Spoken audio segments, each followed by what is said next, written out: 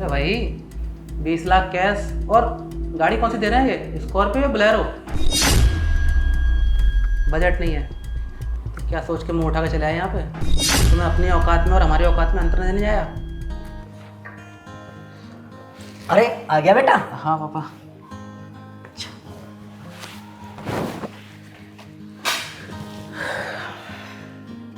अरे बेटा सुनो, हाँ पापा।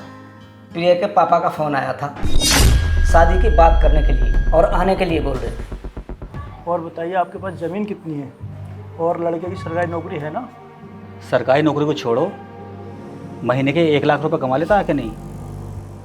बेटा क्या सोच रहा है? पुरानी बातों को भूल जा, अपनी खुशी की तरफ ध्यान दे। ठीक है पापा, आप उन्हें इस संडे बुला लीजिए। ठीक है।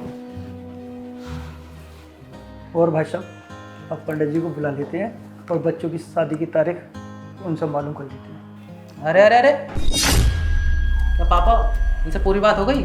कौन सी बात? अरे भाई 20 लाख कैश और गाड़ी कौन सी दे रहे हैं ये, स्कॉर्पियो या बोलेरो? बेटा इतना तो हमारा बजट नहीं है। बजट नहीं है तो क्या सोच के मुंह उठा के चले आए यहाँ पे? तुम्हें अपनी औकात में और हमारी औकात में अंतर नहीं आया? पर बेटा दहेज लेना तो बहुत गलत बात है ना। अच्छा, देखिए जी, ज़मीन तो है नहीं मेरे पास, ना ही मेरे लड़के की सरकारी नौकरी है, लेकिन मेरा बेटा बहुत मेहनती है और मुझे भरोसा है एक ना एक दिन कामयाब ज़रूर होगा। बस बस अब तुम्हारे एक न एक दिन के चक्कर में क्या मैं अपनी बेटी को एक निठल्ले और बेरोजगार को दे दूं? हैं? जब तुम्हारा बेटा सरकारी नौकरी तो नहीं है, हैं? तो तुम मेरे पास रिश्ता लेकर कैसे चले आए? आप अपनी और मेरी औकात तो देख लेते कि कहाँ आप और कहाँ मैं। अंकल जी अगर दहेज लेना गलत है तो फिर आप जो डिमांड कर रहे थे कि लड़के पे ज़मीन होनी चाहिए, सरकारी नौकरी होनी चाहिए और 1 लाख रुपए महीने कमाने वाला होना चाहिए, तो फिर दहेज लेना कहाँ गलत हुआ? अरे बेटा क्या कह रहा है ये तू? घर आए हुए मेहमान से ऐसा नहीं बोलते हैं। पापा आप शांत रहिए, आपको कुछ नहीं पता। लेकिन सागर, तुम और प्रिया तो एक दूसरे से प्यार करते हो ना, तो फिर? अच्छा, लेकिन भाई साहब, मेरा बेटा आपकी बेटी एक दूसरे से बहुत प्यार करते हैं। ओ अंकल, क्या कह रहे हो ये आप? प्रिया, जी जी भैया। क्या बोल रहे हैं? क्या तुम इनके लड़के प्यार करती हो? नहीं नहीं, मैं किसी से प्यार नहीं करती, वो वही मेरा पीछा करता है। सच कह रही हो? जी। ठीक है जाओ। लो जी अंकल जी, सुन ली अपने बेटे की करतूत? निकम्मा निठल्ला तो था ही था आपका बेटा, अब लड़कियों का पीछा भी करता है। और याद रखिए, अगर आइंदा वो मेरी बहन के पीछे दिखा तो उसके हाथ पैर तोड़ दूंगा मैं। कह देना अपने बेटे से। चलो यार पापा यहाँ से, इसने हमें यहाँ पर बेइज्जत करने के लिए बुलाया है।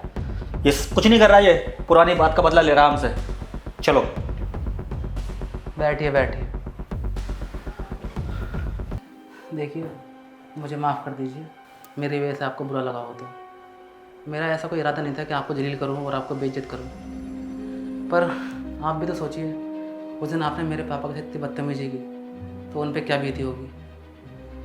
उन पे छोड़ो, मुझ पे क्या बीती होगी, मैं कितना टूटा होऊंगा। एक तरफ मेरा प्यार मुझसे अलग हो रहा था और दूसरा मेरी वजह से मेरे पापा ने कितनी बेइज्जती सही। देखिए मैं जानता हूँ हर लड़की का बाप अपनी बेटी के लिए ऐसा ही घर देखता है जहाँ वो खुश रहे, लेकिन एक सरकारी नौकरी और ज़मीन क्या इस बात की गारंटी है कि आपकी बेटी वहाँ खुश रहेगी? हो सकता है जिस नौकरी वाले से आप शादी करें वो नशा करता हो, नशा करके आपकी बेटी से मारपीट करे, तो क्या वो खुश रह पाएगी? देखिए अंकल जी, मैं ये नहीं कह रहा कि आप ऐसे ही अपनी बेटी की शादी किसी से भी कर दीजिए, क्योंकि मैं जानता हूँ कि हर लड़की के बाप का हक है कि वो ये जान सके कि जिससे वो अपनी बेटी की शादी कर रहे हैं वो इस काबिल है भी कि उनकी बेटी को खुश रख पाएगा और उसकी सारी ज़रूरतें पूरी कर पाएगा। पर अंकल जी, एक नौकरी और ये ज़मीन जायदाद इस बात की गारंटी तो नहीं ना कि आपकी बेटी वहाँ खुशी रहेगी। इसलिए उस इंसान को देखिए जिससे आप अपनी बेटी की शादी कर रहे हैं कि वो कैसा है, वो काबिल है या नहीं है। अगर वो काबिल होगा तो एक न दिन कामयाब जरूर हो जाएगा, लेकिन अगर इंसान ही ठीक नहीं है तो चाहे उसे आप कितनी संपत्ति दे दो, वो एक बर्बाद ही कर देगा। चलिए छोड़िए ये सब। मेन बात तो यह है कि मैं आपकी बेटी से शादी नहीं कर सकता, क्योंकि जो लड़की बुरे वक्त में मेरा साथ नहीं दे पाई, 4 लोगों के सामने अपने प्यार को कबूल नहीं कर पाई, तो वो क्या ही आगे मेरा साथ देगी। और अच्छा बुरा वक्त तो आता जाता रहता है, कल को मेरा बुरा वक्त आएगा तो फिर वो मेरा साथ छोड़ देगी। इससे अच्छा है कि इस बात को यहीं ख़त्म कर दिया जाए।